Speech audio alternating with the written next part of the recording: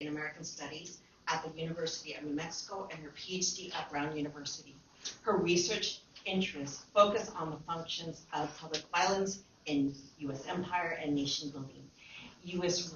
racial formation, immigration, and the production of U.S. citizenship. Dr. Rodriguez's book, In Progress, Inventing the Mexican, the Visual Culture of Lynching in the Turn of the Century, centers performance, popular culture, and visuality, as assisting in the relational construction of race. This text argues public violence reproduces the vulnerable, unprotected race figurations of personhood. In addition, Inventing the Mexican traces the specificity and historical constructions of categorical personhood. Okay, let's wait. Now the next one. From the border town of Brownsville, Texas, John Moran Gonzalez is the J. Frank Dobie Regents Professor of American English Literature and Chair of the English Department at the University of Texas at Austin. He attended Princeton University, there's no love, graduating magna cum laude with an AB in English and English Literature. At Stanford University, he earned an MA degree and a PhD both in English and American literature. Gonzalez, and trust me, I had to cut a lot, is a founding member of Refusing to Forget, an award-winning public history project, a former director of the UT Austin Center for Mexican American Studies, or CIMAS. Gonzalez currently serves on the board of directors for the Recovering the U.S. Hispanic Literary Heritage Project. So I invite you to read their bios in completion. To quote Cherie Moraga, if I seem a little nervous, it's because I care, because you all are also amazing. Let's give them a round of applause, and let's get all of you around.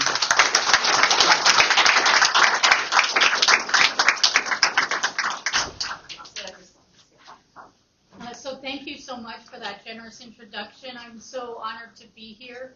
Can you all hear me all right? Good? Okay. I'm so honored to be here, and I really want to thank our organizers and our sponsors for this 40th anniversary commemoration or celebration. I want to begin with a disclaimer that I think is important. I was born and raised in New Mexico. So, higher? How's that? The small mics aren't working. You need to use. They are. Yeah. They are? Go ahead. Okay, how's that? Or not. Maybe they messed up. Okay. Turn up the main volume. Try the main volume. Right here. All right, go ahead. Okay, how's that? Oh, no. Oh, wait, it's turned off. Oh, that's weird. Oh, there you go. Oh. Now you can really hear me.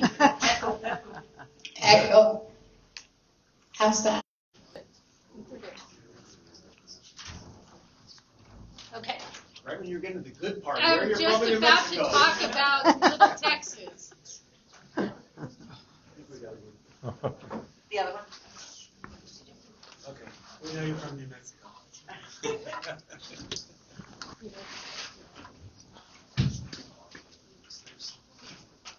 All right. So I'm from a little place that my family frequently calls Little Texas. It's a southern part of New Mexico that has been thought to be culturally and socially more ordered like Texas, and in our family stories as hostile to common Mexicans. And so this is a reason why I think of myself as being part of this place called Little Texas. And on page 17, for those of you following along, Montejano reminds us how much of what we now call New Mexico was claimed by the Republic of Texas as they were eyeing the Rio Grande as a place to open trade to world markets from Santa Fe to the Gulf Coast. So Little Texas, born and raised, born into a family who survived agriculture, company mining towns, and brutal punishment for speaking Spanish. My family's migration, which began in Delicias, Chihuahua, first brought my family to the state of Texas. They were part of that larger migration, the Mexican problem of Chapter 8. The crossing papers of my great-grandmother, great-grandfather, grandfather, and all of his brothers all mark Texas as our place of entry. But Texas is a place that we didn't stay. After migrating and entering through El Paso, one uncle went to the Kansas canneries, my grandfather and his brothers to the copper mines of southern New Mexico, and my great-grandmother returned to Mexico. How are the lights there? I'm inviting my family into this room. Thank you. I'm inviting my family into this room. They never felt that Texas was a safe place, and they didn't stay. But I thought that this, for sure, where we are gathered today, is a safe place to invite my family into.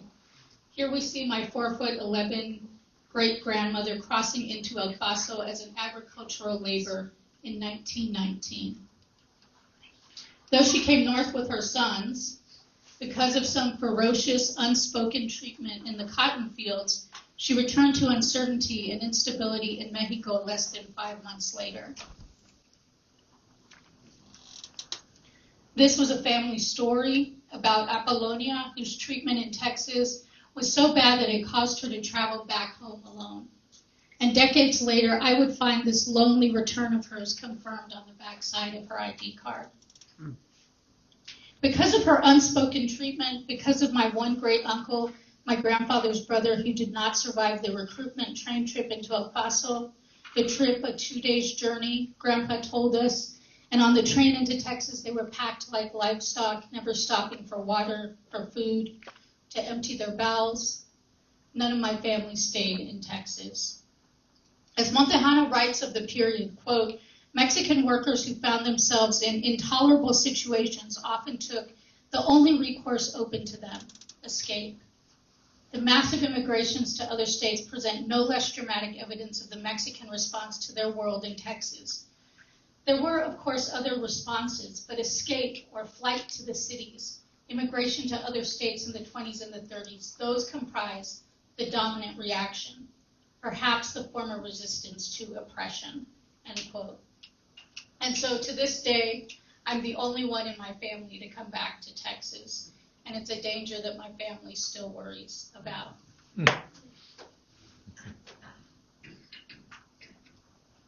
Since defeating the Texas Confederate Army, and that should be blank, but since defeating the Texas Confederate Army, I thought I'd let my great-grandmother get some rest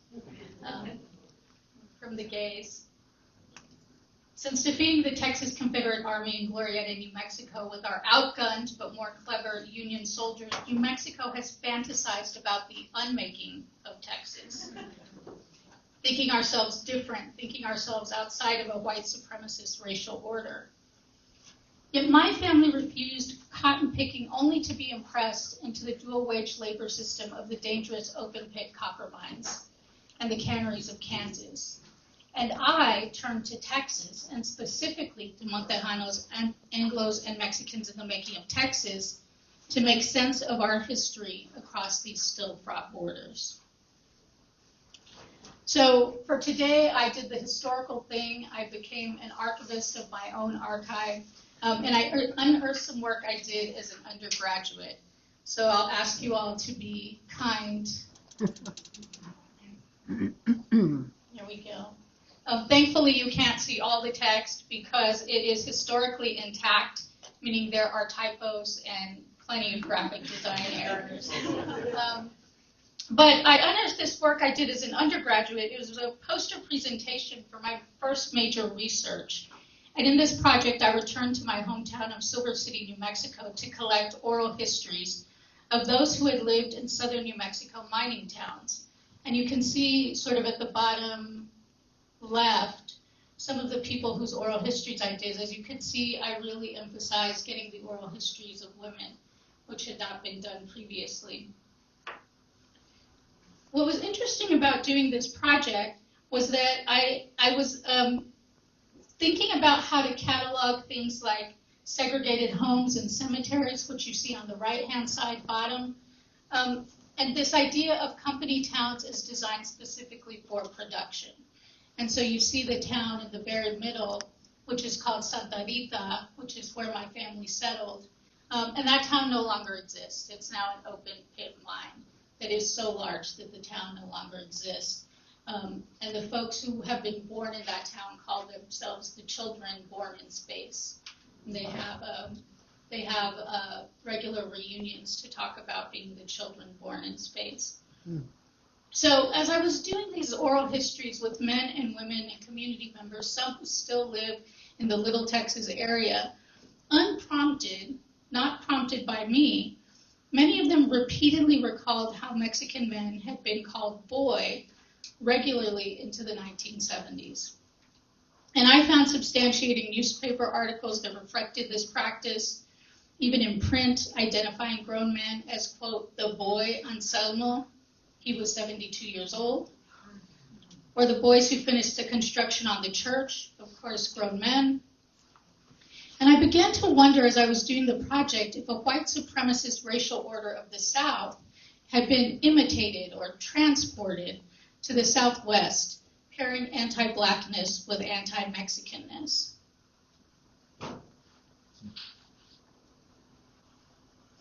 And as I did that dizzying microfilm newspaper research, I recalled a day with my grandfather. This is my grandfather with his cowboy hat always, and his milpa behind him, and a geranium in a Maxwell house that we still have cuttings from in the family.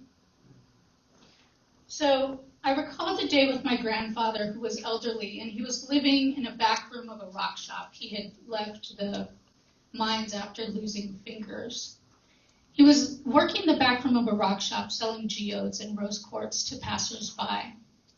He was speaking in broken English to a white family, and the tourist father patted his daughter's head and pointed to a pile of geodes.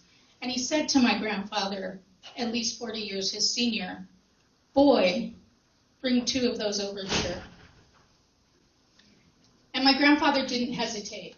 He shuffled over in his sagging green work pants, pulled tight with a belt, happy to have a sail on this afternoon in the heat.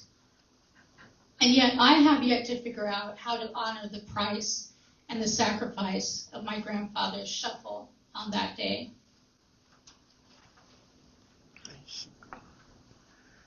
In my research project, I wrote 2 paragraphs with a long footnote of newspaper citations discussing the racist use of the word boy in southern New Mexico. But my advisor had me remove it, saying, quote, "This is the lingo of the times. Lots of jazz musicians were called boy or kid or junior. You should remove it." And I did. And since my academic career has been firmly pinned to that 2-paragraph gap, I pulled up the project, my old bachelor's thesis, to affirm my recollection. And in the word search, the word boy does not appear anywhere in the document. I removed the word thoroughly.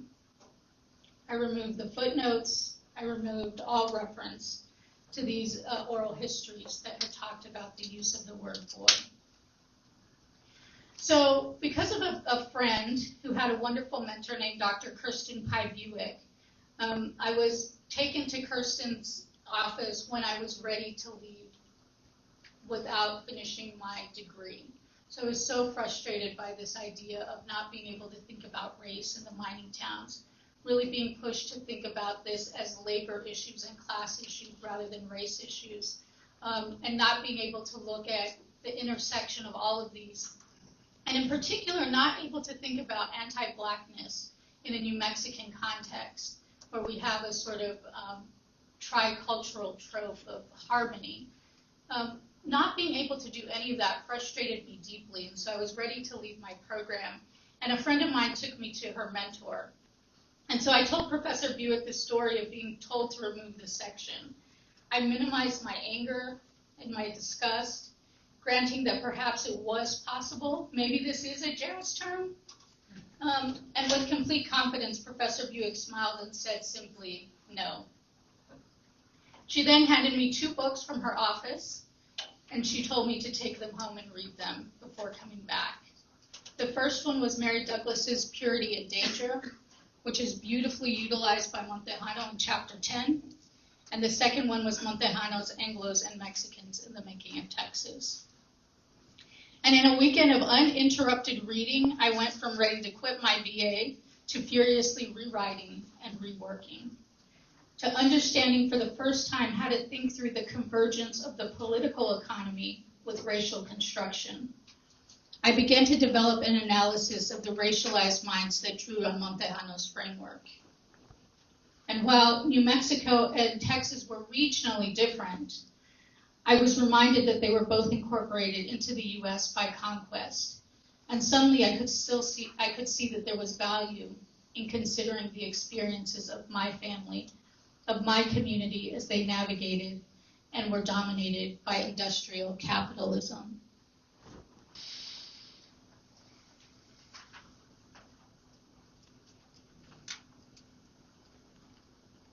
Different, but drawing on Montejano, I could see that company towns too were, to quote Montejano, geographies of race and class. Mining embraced many racialized, or rather racist, agricultural traditions. And this is a question I have for all of you that it's a little tiny needle I'm thinking about all the time of how we're using racialized to mean racist, and why we're making that choice in language. So mining embraced many racist agricultural traditions. Montejano describes Mexicans framed as laboring bodies, ideal for agriculture in Texas. And there were similar essentialist notions that were assigned to the Mexican miners, as you can see here from the Engineering and Mining Journal. Other things that were clearly part of a racialized tradition, things like Mexican wages, labor unions with a color bar, separate and subordinate school systems and homes, labor controls, or as Montejano calls it, labor repression, the restriction of movement of Mexican laborers, and the use of debt. Here the debt was through the company towns and stores and hospitals that would deduct from the already too low Mexican wages, so that people were left in debt at payday. Some men tried to leave the mining conditions for community work. This is a picture from Santa Rita. One of the main ways to leave the mine was if you could get work as a wood chopper or a wood gatherer. And so many men tried to leave the mining profession for doing things for the community. My great uncle Memo and his burro Chapo were put out of business as wood collectors when the acres around the mines, until then used communally, were, like the cattle enclosures of the rangelands, fenced. Once these acres were fenced by the companies, Memo was forced back into the mining company, as were many of his friends. Describing the emergent segregated farm societies, Montejano writes, quote, Mexicans were primarily a ready supply of laborers, and Mexican towns were fundamentally labor camps. And this helped me understand what I was looking at as I was looking at the mining towns in my family.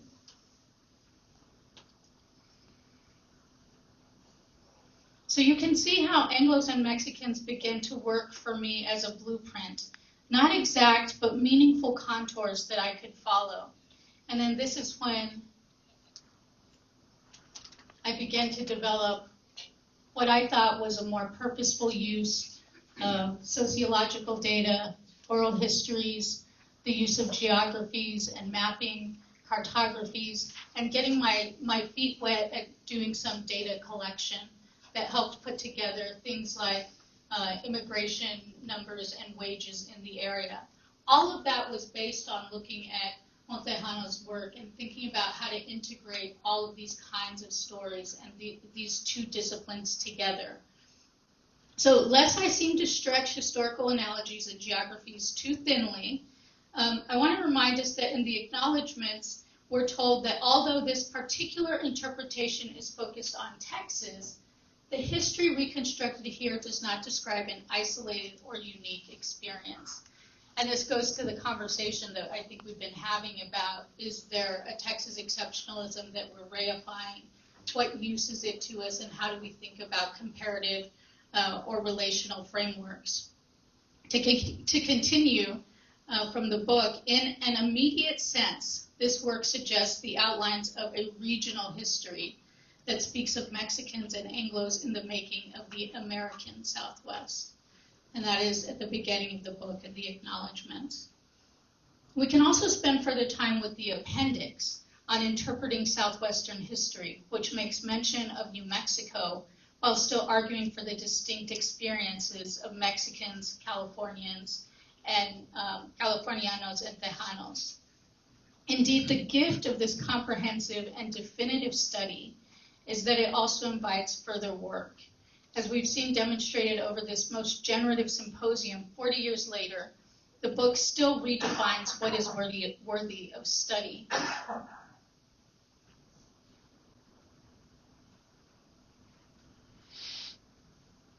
It acts as an invitation to us all to define for ourselves what is worthy of study.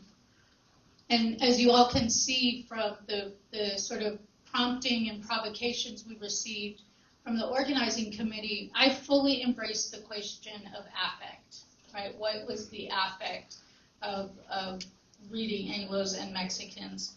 And what I can say is that the book moved me deeply, profoundly. Reading its history was painful. It still is painful every time I pick it up, particularly when we're reading the reports of how to pay Mexicans less and the reports of anti-Mexican violence. It's a book that still pains me, but it's also a book that affirms me. And so it is a book that is both painful and affirming at once.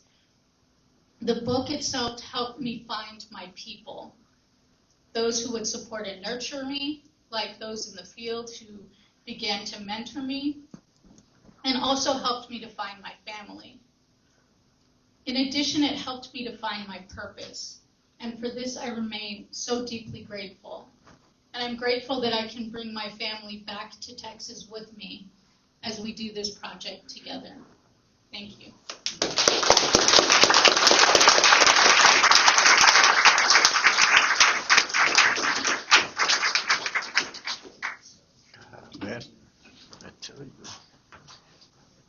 So I really want to thank, as so many have already, the organizers of this symposium, because I think we're here absolutely to celebrate David Montejano's magisterial work and recognize it for what it is, but also to see the future of the field emerge here, in the presentations of the graduate students that we saw earlier, of Annette's work.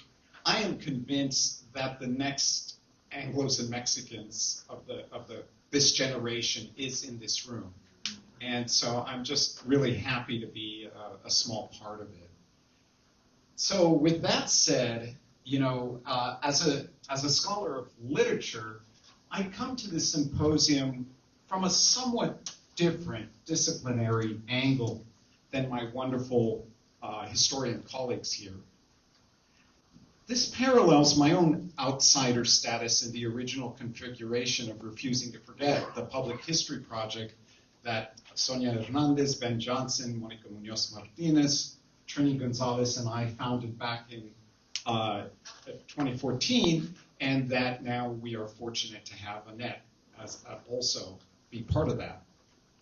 But as the sole literature scholar among the Borderlands historians, I stuck out like a sore thumb.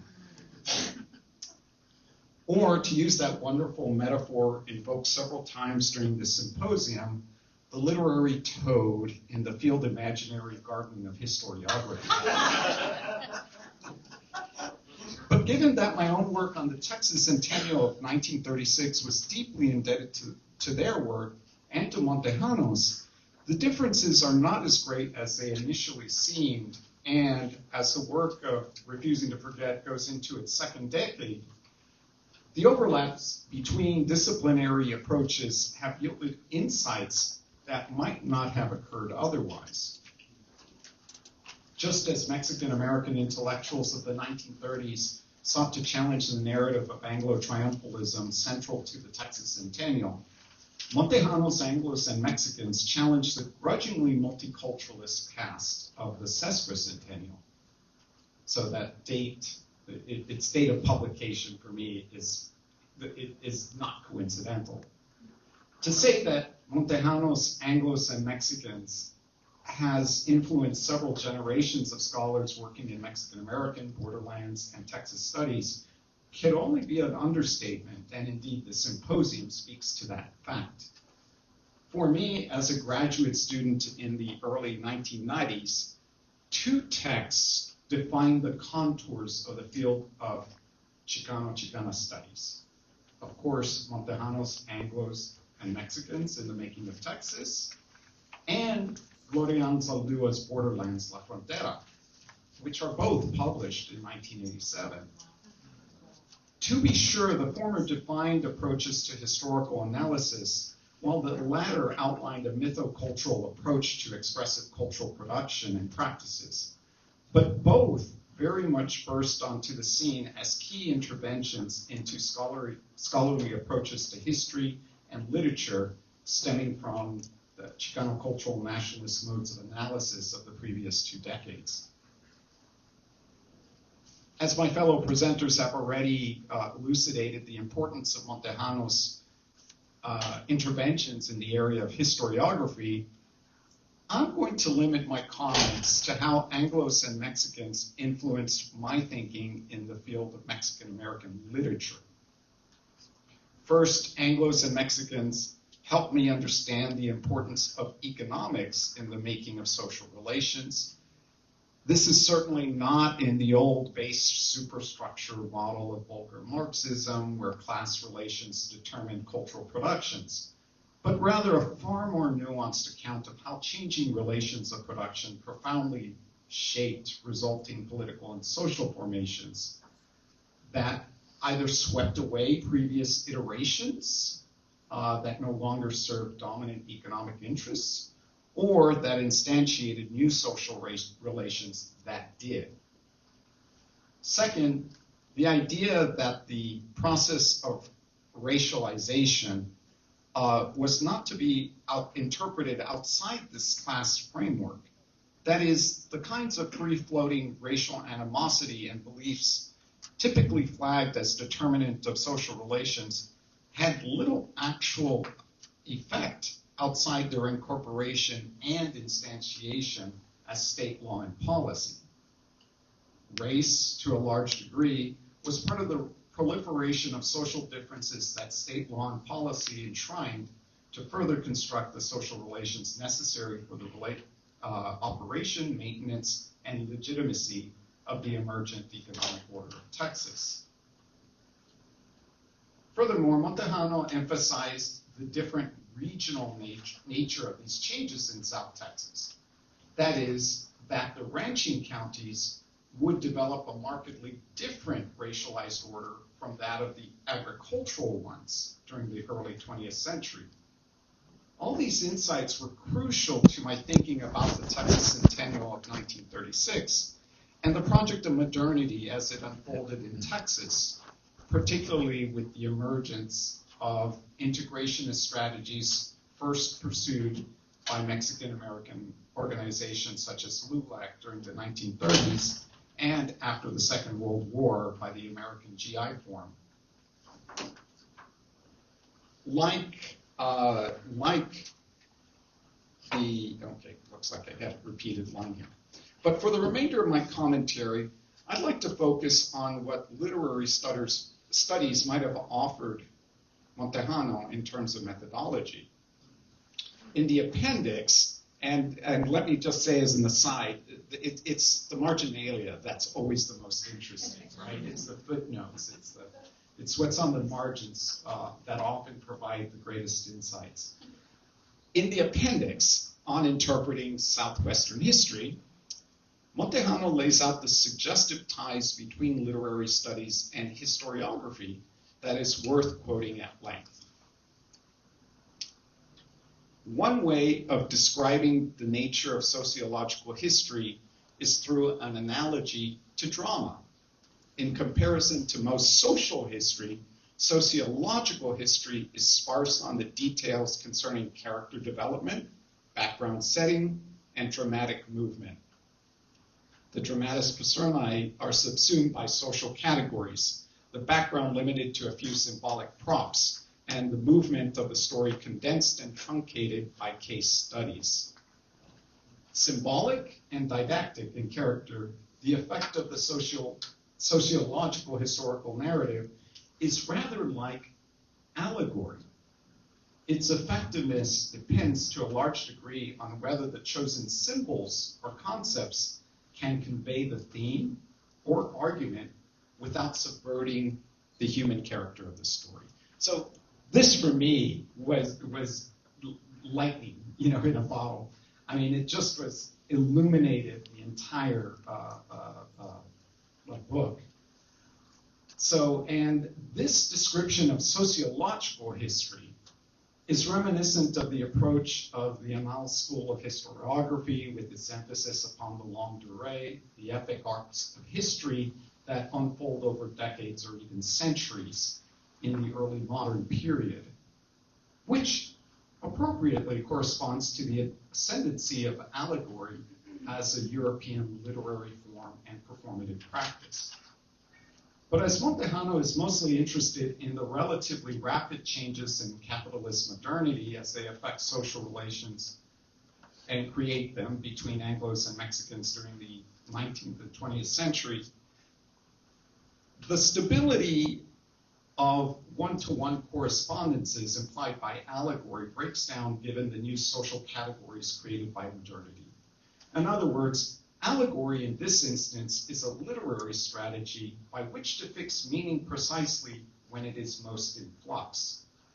In contrast, social history, that is what Montejano sets up in contrast to sociological history, would be more like literary realism, with its thick description of action and setting, along with its emphasis upon character development. But once again, Montejano is not interested in individual or even collective agency per se, but rather the structural conditions that place parameters upon the possibility of such agency. In this sense, the dramatis personae of his study, that is, Anglo farmers, Anglo ranchers, Tejano rancheros, and the Mexican-American working class, function to stabilize meaning at the moment of analysis, even while acknowledging the provisional nature of historical interpretation. My sense is that Montejano's comparison with allegorical drama is his way of reconciling, at least momentarily, provisionally, the tension between a structural analysis that privileges large-scale processes forming social relations and how individuals or even collective agencies attempt to direct those processes. For drama, as a metaphor, allows for the possibility of showing both. On one hand, drama highlights the material conditions that structure a play, both diegetically, that is, within the storyline itself, and exegetically, that is, as an expressive cultural event itself embedded within a larger social context. On the other, performances by actors allow for nuanced agency within otherwise scripted goals. So it seems to be not entirely coincidental that the titular Anglos and Mexicans are the main characters in Montejano's three-act play of incorporation, reconstruction, integration. The major structuring sections of the book. 40 years later, Anglos and Mexicans in the Making of Texas remains as relevant as ever in understanding Texas and what it is becoming. What's different is how Texas is now squarely at the center of nationalist discourses in the repudiation of the post-war liberal and more recently neoliberal order. The militarized campaign against undocumented migrants threatens the effective citizenships that Mexican Americans struggled to gain since the Second World War and Civil Rights movement. Given that so many Mexican Americans and other Latinos are employed in urban service sector jobs rather than in rural agriculture or urban industrial production, there is yet another phase, it seems, to be theorized, as it indeed many of our colleagues here and elsewhere have begun to do so. In doing so, we would do well to keep Montejano's admonition in mind. Quote, the important question is, under which conditions were these sentiments and beliefs about race translated into public policy? Now it seems that question is even bigger than Texas itself and extends to the entire global South as it exists within the United States. Thanks to Montejano and others who have performed the important work of telling our communal stories, we have some sense of how to proceed. Thank you.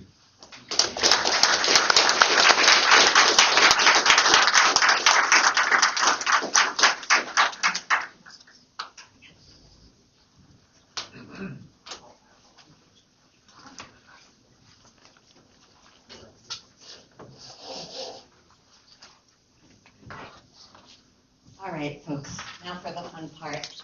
I'm going to kick it off with a question as well as one of the organizers. So I've spent a lot of time on this campus teaching, so my questions are almost always rooted in pedagogy.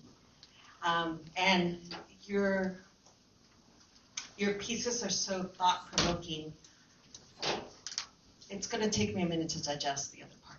So here's a very straightforward question. Pedagogically speaking, Anglos and Mexicans represents an opportunity for us. Given where we're at, both in this place and in this moment of time, why is this text one that we should reintroduce both to undergraduates and perhaps even to high schoolers? And how can we teach them that this work matters? And I say this in a moment where I recognize after the pandemics, folks don't read like they used to. I'm being blunt. I see my students struggle. But with that said, I think it's something we need to invite them in. So, pretty broad, but that's what I'm wondering.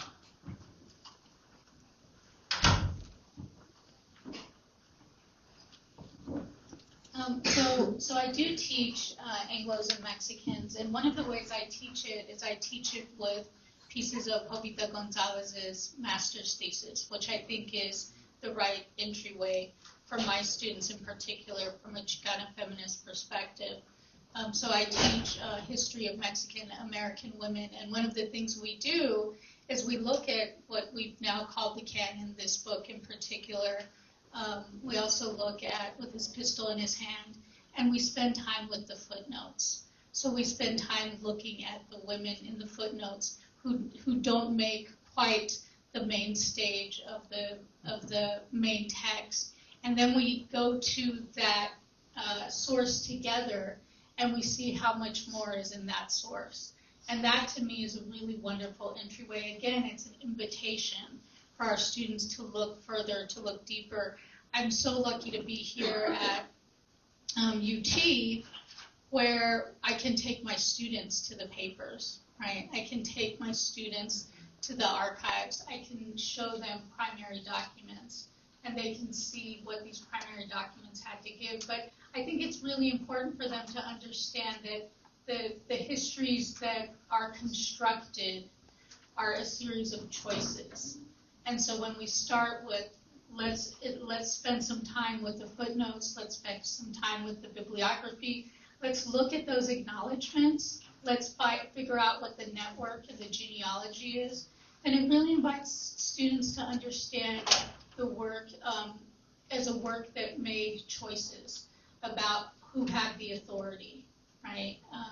And so that's one way I teach that is really important to me, and always going back to the primary sources as a kind of way to not be accused of making stuff up, right? So my entire class is based on everything we do has primary sources that we're looking at, and that to me is a way that I'm able to teach now. I don't know how things will be changing in the future, but it's the way I've insisted on teaching since being here.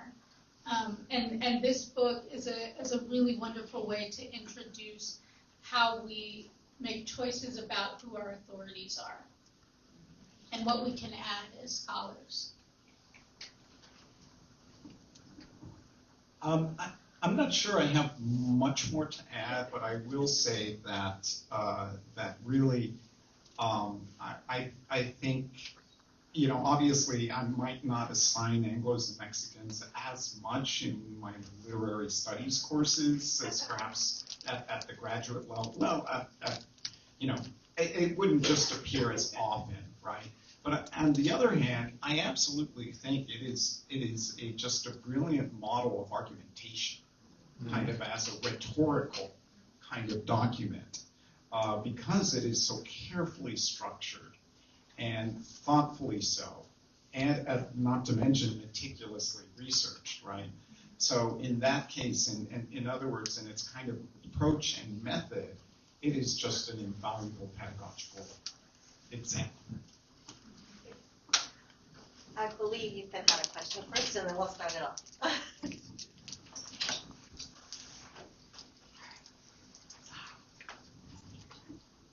I think everybody knows what question I'm going to ask at this point, but I'm going to change it just a little bit. For Dr. It's be different for both of you, but Dr. Gonzalez, I really do appreciate you bringing a more literary read of Anglos and Mexicans. That's not something I would ever thought about. So obviously you were the person who would, right? So thinking of the last 40 years, 86 to 2026, and the making of Texas, what would be your read on the development of Tejano or Chicano culture, particularly like in Texas, but then, particularly with the New Mexico angle that you were bringing into this? So those are my 1.5 questions, I guess.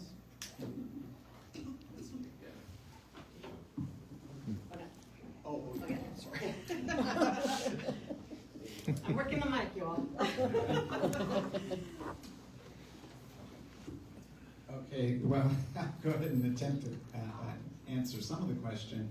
I mean, as kind of I alluded to, that kind of general shift to a kind of urbanized service sector economy, right? Where so many folks are now concentrated in, I think is, results in a different configuration, right? Yet another iteration. And in that respect, I would include as part of that service economy would be law enforcement, right? And so, I mean, in the sense that, there was the statistic about 65% of the Border Patrol, a huge percentage in ICE, and so on and so forth.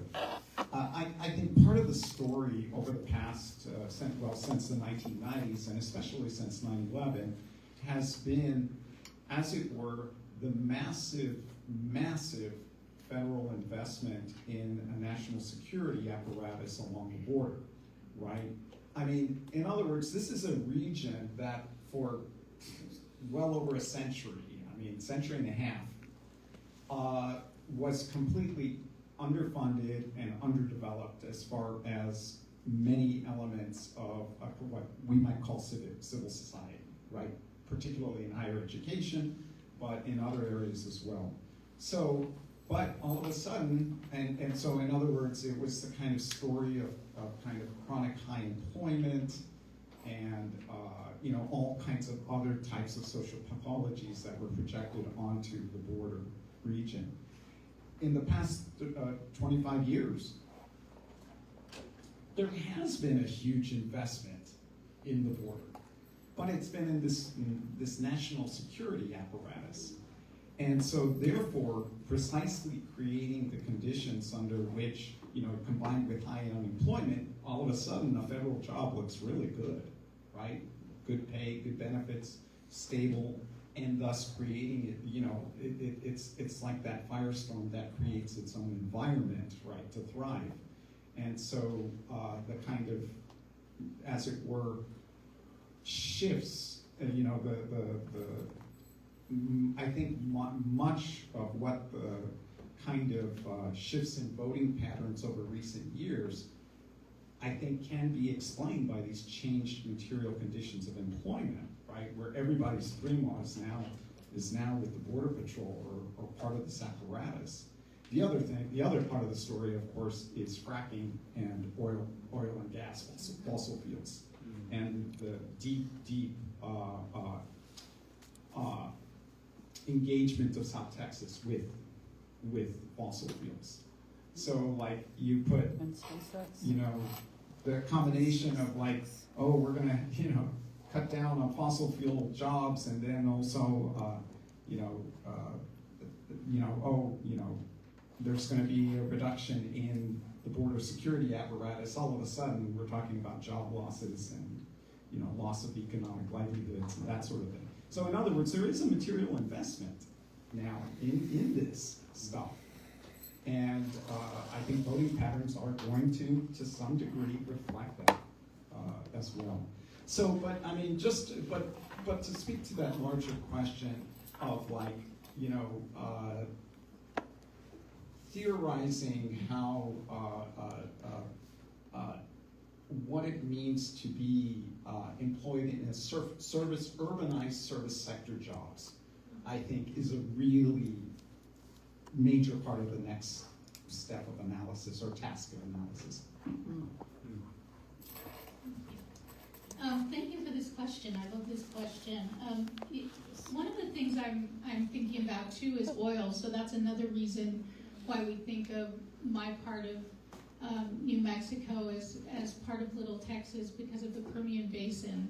And so we also have now been taken over in many ways by oil, and then fracking even in northern New Mexico. So that's a really important development that has really devastated many indigenous areas in particular.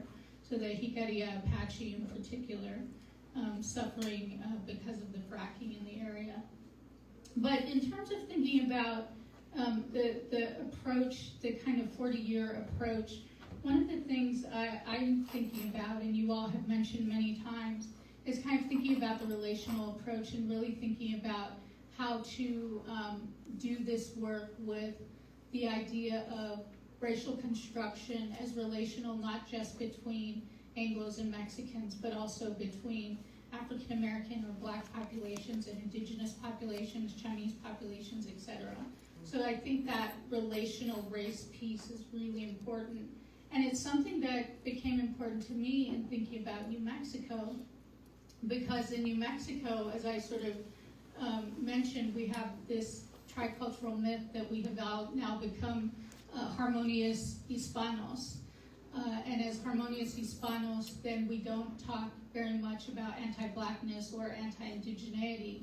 And so the project that brought me to Refusing to Forget was the project I was doing in New Mexico before I left, which is on the lynching of Mexicans in New Mexico and Texas.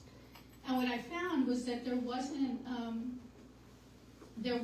really a home for that work in New Mexico. And part of it was because there was a sort of anti-Blackness in the Hispano story that made it very difficult for us to think through our population as being part of this sort of abject subject, right? And so that became a very difficult thing. That was difficult work to do in New Mexico. And it became easier for me to do it once I moved to the East Coast and certainly here in Texas.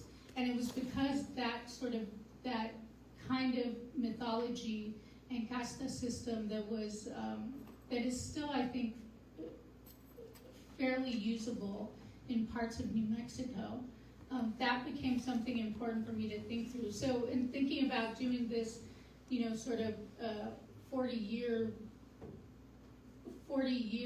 anniversary, and then thinking about the work that it invites, I think it really invites that relational and comparative work. And I think New Mexico is a perfect place to do that work, though it's not always welcome. But I do think it's a perfect place to do that kind of work. I think Emilio, and then CJ, and anyone else. Now I'm going to call 3 people. So Emilio, CJ, was there someone else who'd like to ask a question? All right, Monica, Hector? All right, so Emilio. Well, my comment is very brief, but I liked the question you asked, Lilia, how do you teach text or material? I think Annette gave us a great example. Other people have done the same. That is, they relate the personal with the text, and in that way draw that interest, create that interest among students, particularly the younger ones. It's important to connect the known with the distant, the personal experience with a collective experience that we call history.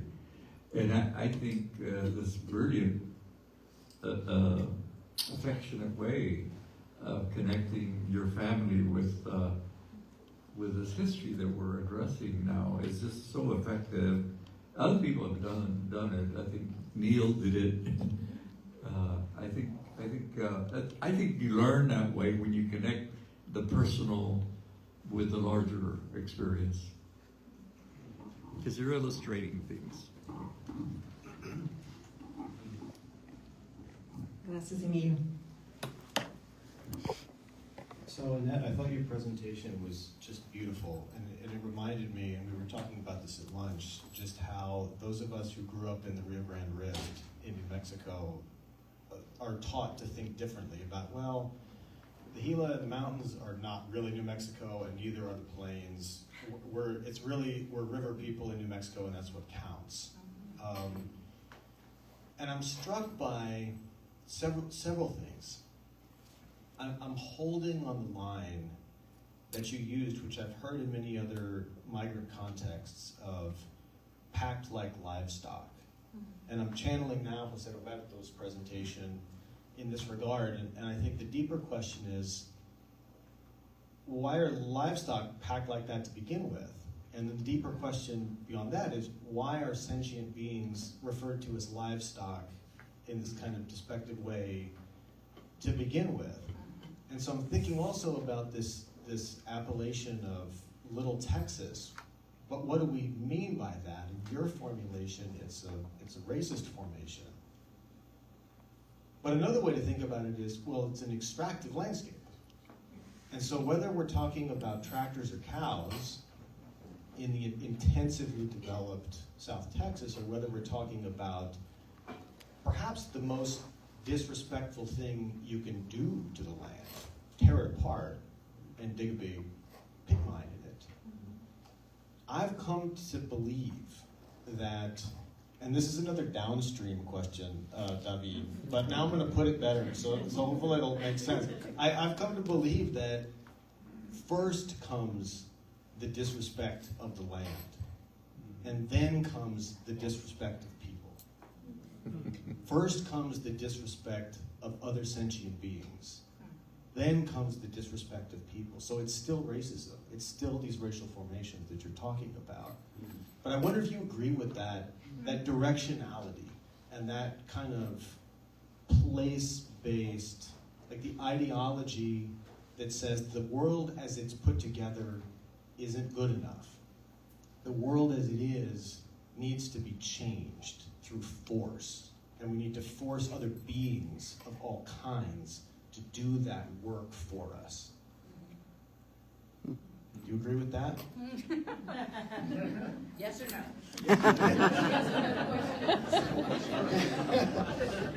Maybe. Yes or no question.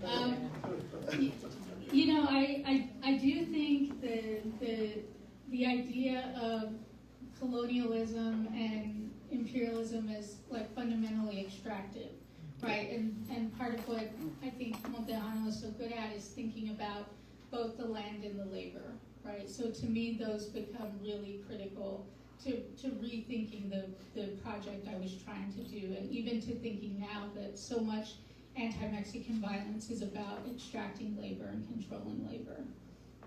That said, I don't know which one comes first. I don't know if it is first the disrespect of other beings or the disrespect of the land. And I think there's a certain set of worldviews we'd have to look at. But certainly things like in New Mexico, where we have the reinvigoration of the buffalo for now, right? And this idea of we're bringing them back.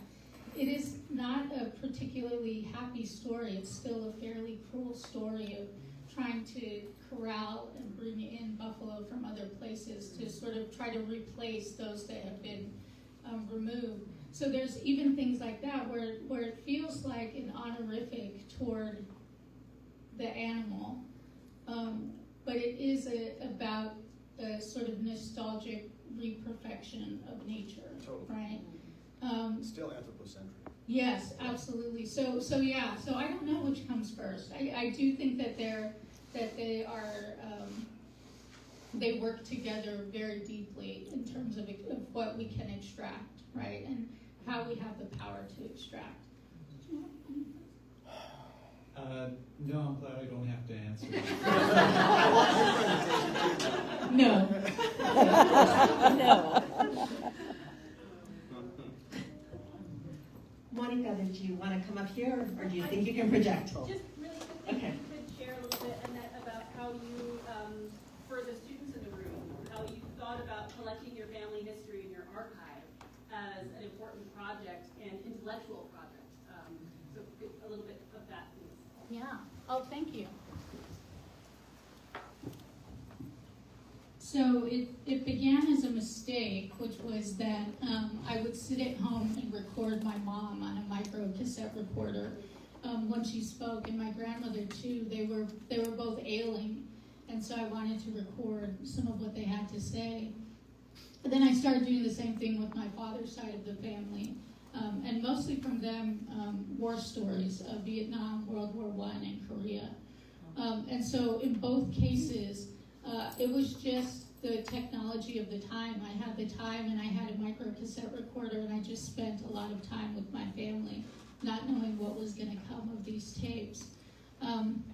Later, I went digital, which was fantastic, and one of the things that I have become as the family historian is sort of like the obituary and funeral historian, which is a difficult place to be, which is, when we're putting together the slideshows at the funeral, it's sort of like, Annette, do you have something? And I usually do have some video or some audio of someone who has passed on, who's speaking to us. So it started as a very personal story, but as I say, when I was reading that chapter 8 of Anglos and Mexicans, I realized that my family was part of this larger immigration story. I never knew that, right? We had these stories of them coming on the cattle cars. We had these stories of them being recruited.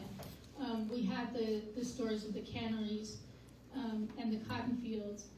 But I didn't realize that was anything more than the story of 15 people, right? And so then upon reading the literature, oh my gosh, we were part of this major shift of population out of Mexico into the U.S. And what has that meant? And so then that archive became something different. Then I started being able to sort of recode that archive. And so the archive got recoded into things like labor and domestic life and wages. And I was able to do the study on the copper mines that I'm still continuing to do. And then had the tools of history that allowed me to think about, okay, how do we now go to Spanish language newspapers? How do I ask more of the other archives that are available? But to me, the hardest part has been that I'm a collector of many things.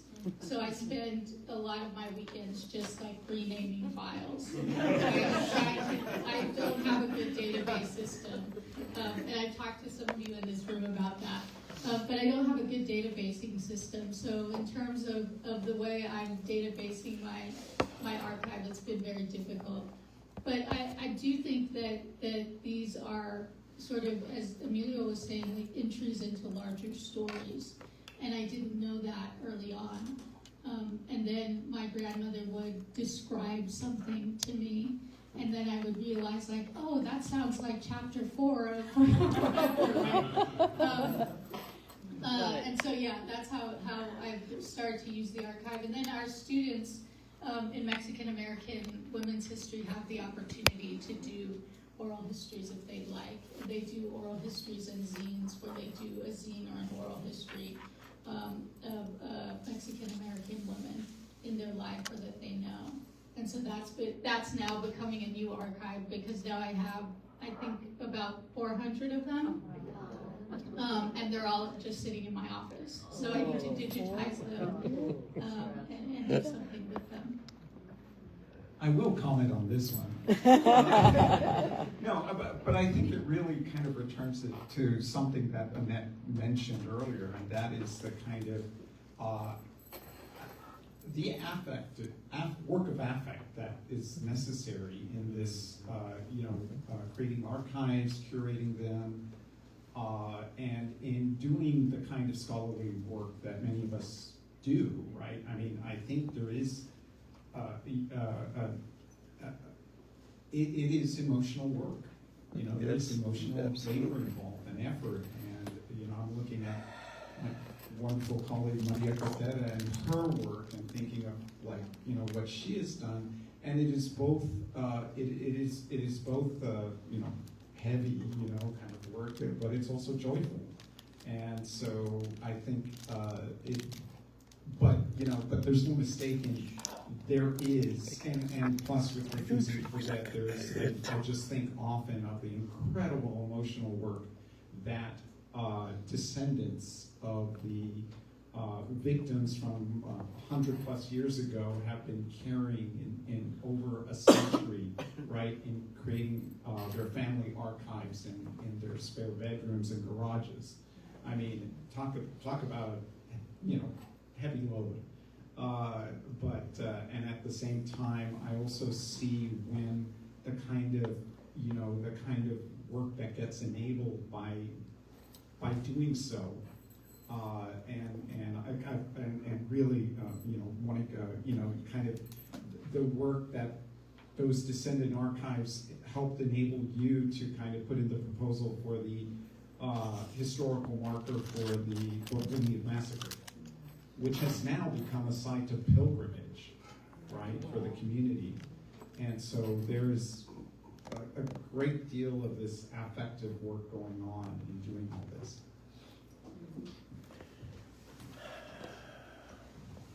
I believe there's a gentleman back there, and then Maggie.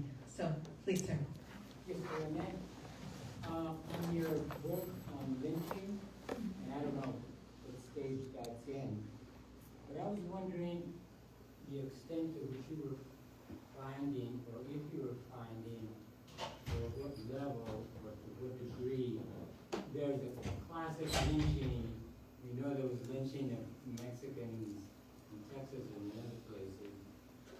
I think it's still an open question of just the extent to which it happened in New Mexico. So, and the extent to which then that narrative can be joined up with the other narratives that have already started the information. So that's my question.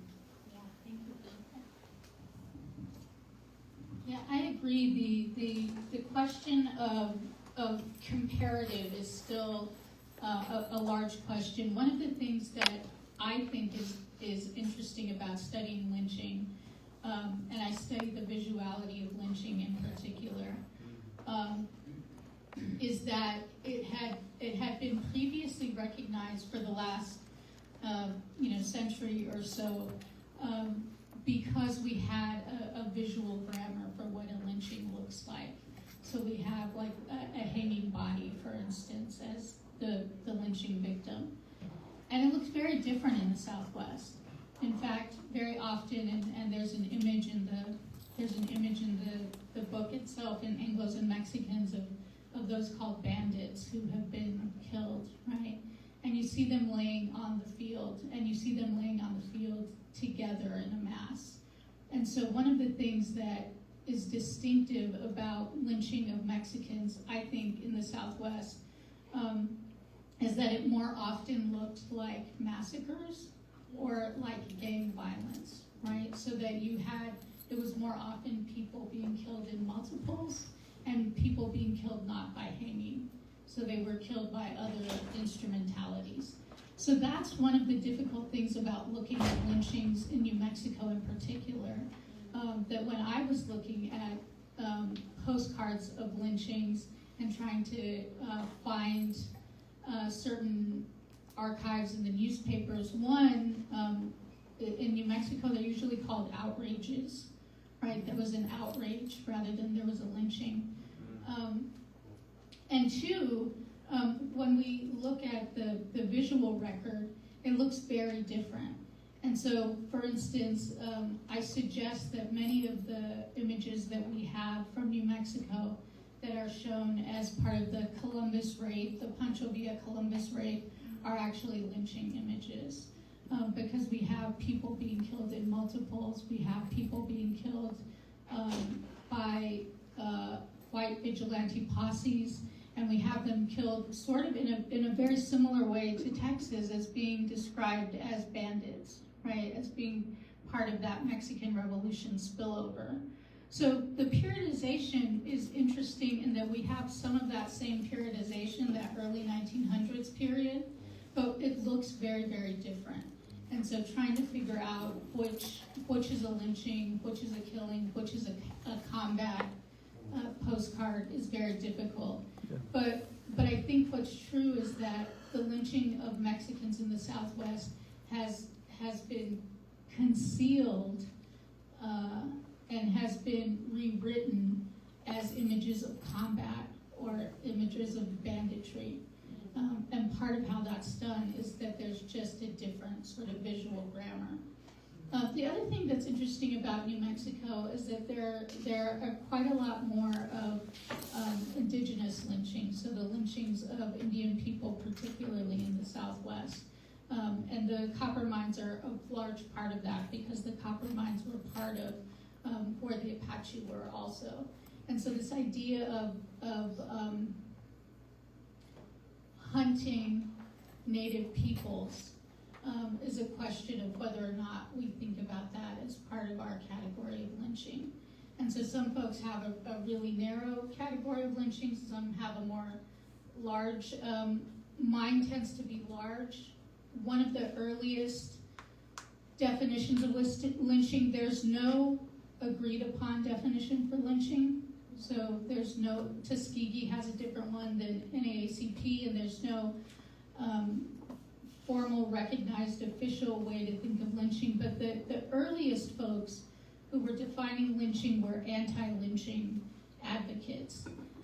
And they had a goal of getting it down to zero, right? So they had sort of a goal to have lynching at zero, and they would raise funds to get lynching to zero.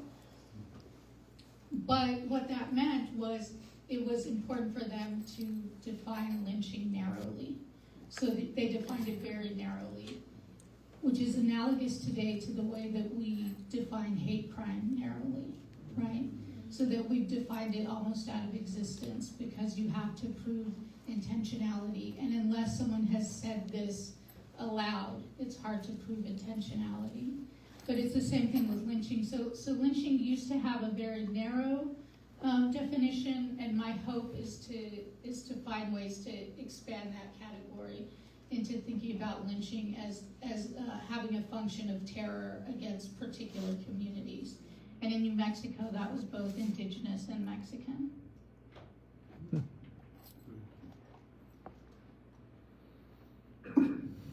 Maggie, did you need the microphone? Yeah, just a quick question for Annette. Because I see this a lot. I see a lot of people that record their family members, and those recordings are so valuable, not only to you, but really to tell that larger story about the human experience. And I'm wondering if they're archived anywhere. They're archived in my home. Let me follow up then, because the Benson Latin America collection, you can create your own archive at the Benson, and they will take your recordings, and that will be part of your collection. And I would encourage anybody that does have recordings like that, please, in your family, scan your pictures, get all that stuff, because that really does tell a larger story. Maria can certainly attest to that. Can I just ask one more? On this question of lynching, And then what strikes me is also very important to note is that I'm thinking of Santa Rodriguez, who was shot, beaten up, dragged, lynched, burned in Rock Springs, Texas, I think 1911. And I could point to other places where there, I don't know what other word to use, but overkill. I mean, it was more than just taking a life away from an individual, and as you suggested earlier, it's a message that's being sent to the general Mexican public, African American public, and even poor whites, that there are limits to what you can say and do if you're a minority. But I think there's an extreme attempt to just finish it beyond what's necessary. I think it's more than just a measure of hatred or disdain. I think it's more than that. Maybe even more than just sending a message. Maybe it just says something about the mental situation of these people that are committing the crime. I don't know if you want to comment on it, but the finality of things, the overkill. That would be the terrorist. Yeah, that excess of violence is seen often, and I agree with you, Emilio, that it is meant to send a message. So one of the ways I think about lynching is as a communicating event, right? It's a communicating event. It's a moment where we're communicating person to person by pressing the flesh in a particular way. So I agree with you that the excess of violence is often important in the ritual of lynching. And this takes me back to Mary Douglas, which I'm so happy to talk about Mary Douglas, because one of the ideas that Montejano talks about Douglas with is the idea of a dirty Mexican, right? What is a dirty Mexican, and can Mexicans become clean enough to be part of an assimilated farm society? The idea of dirt for Mary Douglas is it's matter out of place, right? So the idea, like, your shoes aren't dirty when they're on your feet, but they're dirty if you put them on the dinner table, right? So that's like the kind of idea there with purity and danger.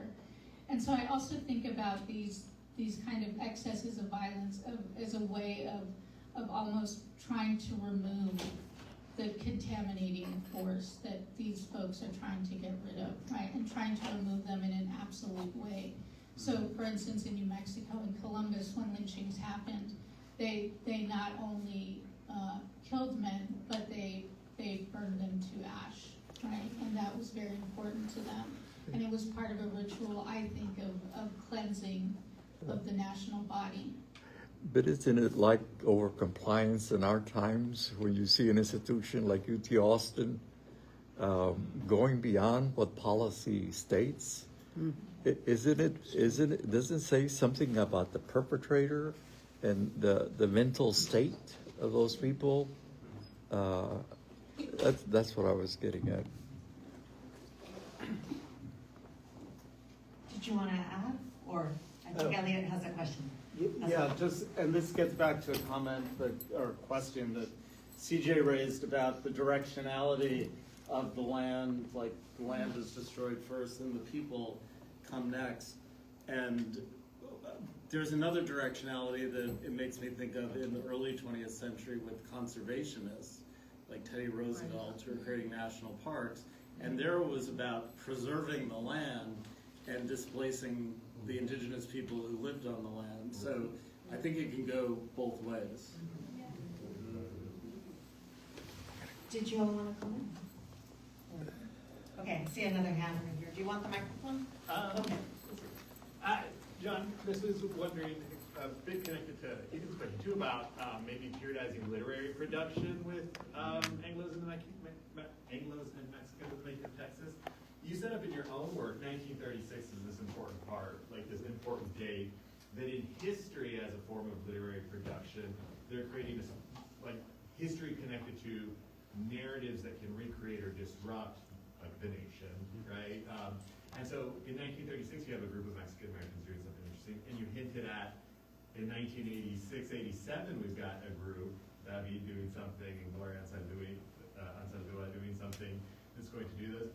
I also wonder if you might think about like the novel or literature since 86 doing something. So I mean, even in your own work, you kind of mentioned like George Washington Gomez's novel as being like the, would you say like the last yell of the anti-colonial? So yeah, like is there something that maybe like, I don't know, Woman Hollering Creek is doing in this new historical age / literary production? Or any works come to mind, really? Yes, absolutely. Thank you for your comments. And also, I kind of don't want to, leave everyone with the impression that, oh, it was like 1936, everything turned on a dime, right? I mean, this is occurring over, about a 15-year period, right? It's just, and I consider the Texas Centennial as the catalyst, right? So in other words, it speeds up the action of something that is already in formation. So historically speaking. So now I do think something, akin to that does occur, right? Like I said, I don't think it's coincidental that 1987, the year after the Texas Sesquicentennial, actually sees two incredibly important works by Tejano and Tejana, right? So Montejano and Anzaldúa.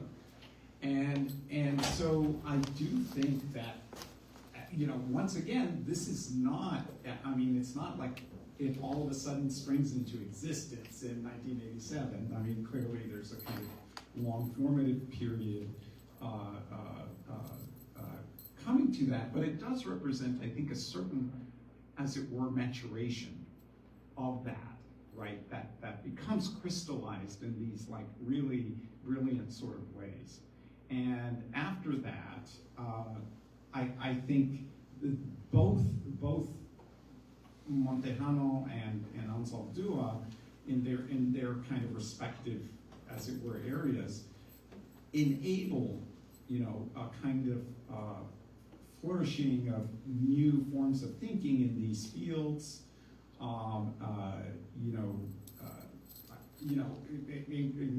Anzaldúa, obviously you've got, this bridge called My Back before then, you've got a lot of prep kind of work coming to this moment. But, with Anzaldúa,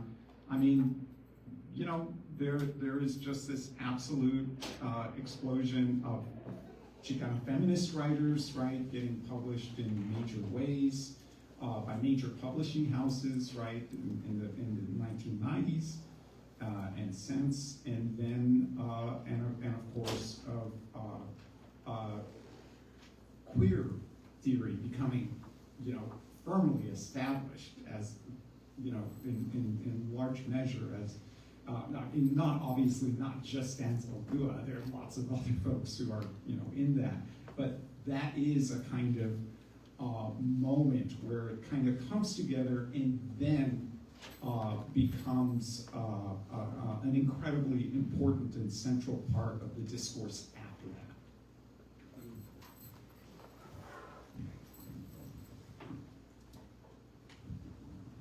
I've been informed we've run out of time, so another round of applause.